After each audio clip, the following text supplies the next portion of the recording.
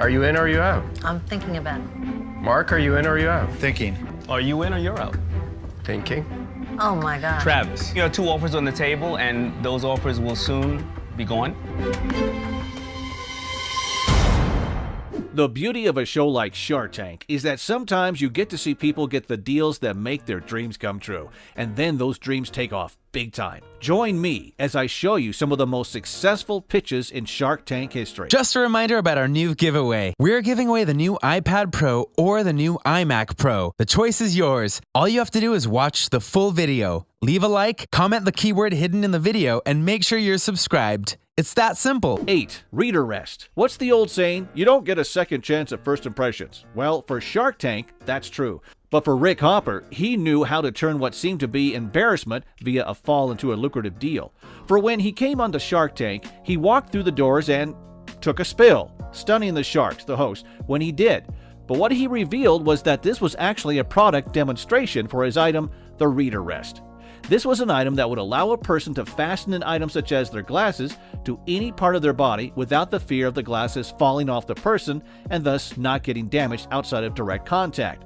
What's more, Hopper talked about how the Reader Rest was actually something so simple that it would be inexpensive to make and market and thus was worth their time and money. Well, one shark agreed. Lori Greiner, aka the Queen of QVC, she saw a lot of potential in the device and personally gave money to it so that she could show it off on her show.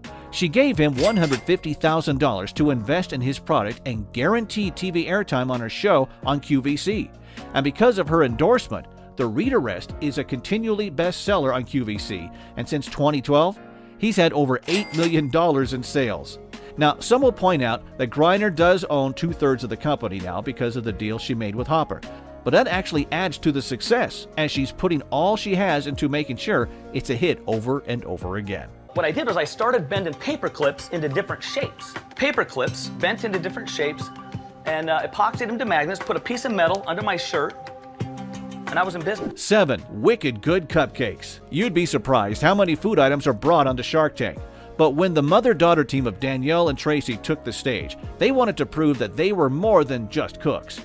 In fact, they were a business that not only made gourmet cupcakes, you'd get them in glass jars and actually have them delivered to your house.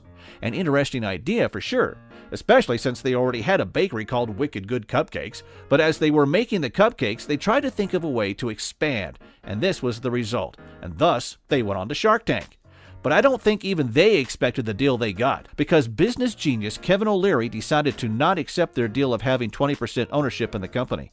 Rather, he offered them a royalty deal of $1 per cupcake sold until his investment of $75,000 was paid back, after which he'd get 50 cents for every cupcake sold. The ladies took the deal, and the business skyrocketed as a result. They made around $5 million in profit each year since the deal with O'Leary, and their one store has grown to something much, much more. Our cupcake jars are baked fresh daily. We layer them with homemade frosting and filling, ship them in gift boxes with spoons so they're ready to eat right out of the package. Basically, they appeal to anyone with a mouth. 6. Simple Sugars. One thing I think we all can appreciate about Shark Tank is that they don't discriminate in terms of who they allow on the show. Young, old, male, female, and all races are welcome if they feel they have the best ideas. And that includes 18-year-old Lonnie Lazzari, who had the interesting idea of Simple Sugars. But don't let this seem like a flash-in-the-pan kind of thing. She had actually been in business and doing her own thing for 5 years, and she went to Shark Tank to try and make her business even bigger. But what is Simple Sugars? Well, it was face scrubs, ones that you use to clean your skin, and then she went on to make body scrubs as well. She developed it in 2011 and made sure that it was all natural and didn't have any harmful ingredients in it like certain other scrubs have been known to have. Her product and business plan got the Sharks very interested, including Mark Cuban, who gave her $100,000 to expand. And it was perfect timing too, as the next day, sales of her all-natural scrubs quadrupled. But that was just the start. You see, Lonnie only did her business online at first, but because of Shark Tank, she now has her own store chain, and she has 500 stores across the United States and grossing $3 million in profits a year. Lonnie is continuing to expand her business and craft, which proves she's one woman who doesn't want to settle. and that the shark known as Cuban made the right call giving this girl a chance. Up until this point, I've been growing Simple Sugars while simultaneously being a high school student. Now that I've graduated, I'm ready to do whatever it takes to blow the lid off this thing. But I need a little help. That's where you guys come in. 5. Chord Buddy. Travis Perry was just a regular guy who had a daughter trying to learn to play the guitar. The only catch was that she was struggling a little bit in trying to learn it, which is fair for those trying to learn a new instrument. In order to help her, Perry came up with a teaching device to attach to the neck of the guitar, and then, through color-coded sections, would show a person where to properly put their fingers in order to play the instrument. When his daughter started to learn at an astounding rate, he realized this was something that could not only help a lot of people, but could make a lot of money. After the Shark Tank, Perry impressed them with the device he called Chord Buddy, and even got one of them to try it out themselves.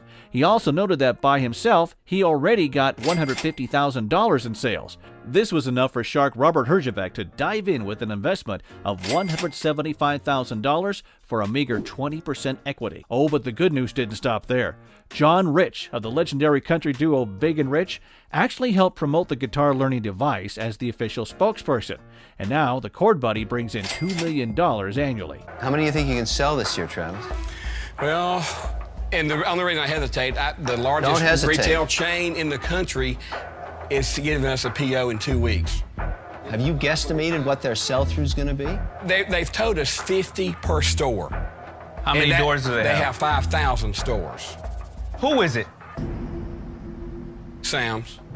Wow. Sam's Clubs. 4. Breathometer. Charles Yim had an idea to help save lives. He wanted to make a breathalyzer test that anyone could use at any time, and because of that, he made the Breathometer, a device that would be able to be kept safe in a pocket, then hooked up to your phone with ease in order to deliver a simple and quick breathalyzer test. This could save many lives if invested in properly. Not surprisingly, Yim had already gotten some investors to help him make the project work, but when he went on to Shark Tank, that number doubled in more ways than one. In one of the few times in Shark Tank history, all 5 of the sharks actually went and invested in the item. Think about that. They all saw the potential of this device, and so they each gave money to make sure that people could have it. But the story doesn't end there. In fact, it actually begins there. For after Shark Tank and more investors coming in to make this device a reality, he teamed up with the Cleveland Clinic and some of the Fitbit designers in order to make sure his device had the right look and feel. The team even improved the design in such a way that it gives more accurate test results. Plus, you don't have to plug it into your phone now. It works on Bluetooth and sends the information directly to your phone via an app.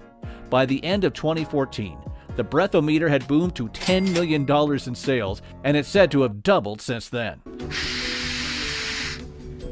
Within a matter of seconds, you'll be able to know what your breath alcohol level is. And better yet, it can even tell you how long it'll take to sober up. And if need be, you can even hail a cab with a push of a button. So please join me on this mission to help people make smarter and safer decisions, one breath at a time. Thank you. 3. Lollacup. It surprises you at times the age range of the products that get pitched on Shark Tank. You'd think that people would try and make items to appeal to a wide variety of people, and yet many have gone to the sharks with ideas for kids' items. And they tend not to do so well. One big example of a success, though, is the Lollacup, an idea by Mark and Hannah Lim. Not so ironically, they had a 9-month-old daughter and wanted to make a better sippy cup for her, one that wouldn't spill and not waste any of the liquid that was inside of it, and thus the Lollacup was born. The cup has a small seal that makes sure nothing gets out, a straw that is incredibly efficient, and with the handle design easy for even the youngest of children to get a hold of. Yet, despite the rather innovative design and function, the Lims weren't doing that well with sales. Until they got 2 of the sharks to invest in the product. And now, they're not only all over the country, they even got Walmart to sell their items. With over $1 million in sales profit, it's fair to say this was a successful deal. But it actually was just the birth of more, for the Lims have created even more items since then to help with those with young children. Lollaland started when my wife was trying to find the perfect cup for our first daughter. It turns out that most cups have spill-proof valves, which are great for mom and dad because they don't make a mess. My daughter could not suck hard enough to use it, and so my wife wondered why there weren't more cups for children like ours, and she decided, you know what? I think I'm gonna make our own. 2. 1031 Productions. Melissa Carbone was the owner of 1031 Productions, by and large one of the most unique items to ever be pitched to Shark Tank.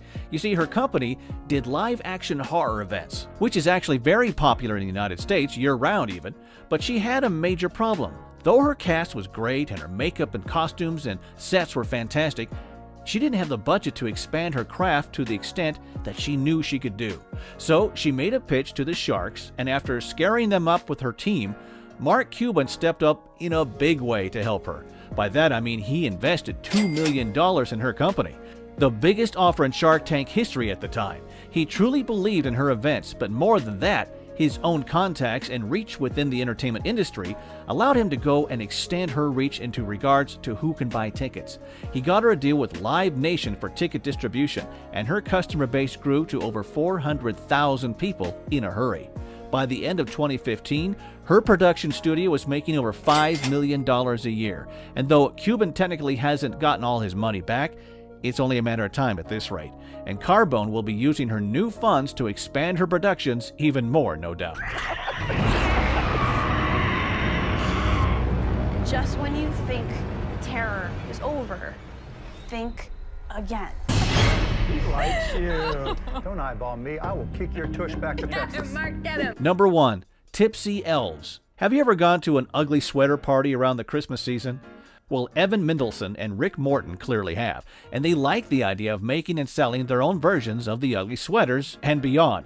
And so they came together and made Tipsy Elves. They started out as an online service and actually did rather well, but they felt that they could do even better. So they went to Shark Tank with friends wearing their various clothing items. Robert Herjavec loved the idea and the production and value that the team had done in just their online market, so he gave them $100,000 in order to go from being just an online store to going into the retail business. This deal helped them get even more sales than they expected, as well as getting a movie deal via the film The Night Before, which had the stars of the show actually wearing their custom-made sweatshirts. By the end of 2015, their sales had boomed to $7 million, and 2016 was said to be double that. And as for Robert Herjavec, he said that this was the best deal he ever made on the show. Before Tipsy Elves, Christmas sweaters were old, they smelled terrible, and you could only find them at your local thrift store. Tipsy Elves recreates those Christmas sweaters of the past with fun, witty, high-quality Christmas sweaters that the whole family can enjoy. Thanks for watching. Which of these success stories did you like the most? Do you remember one from another season that you liked more? Let me know in the comments below. Be sure to subscribe, and I'll see you next time.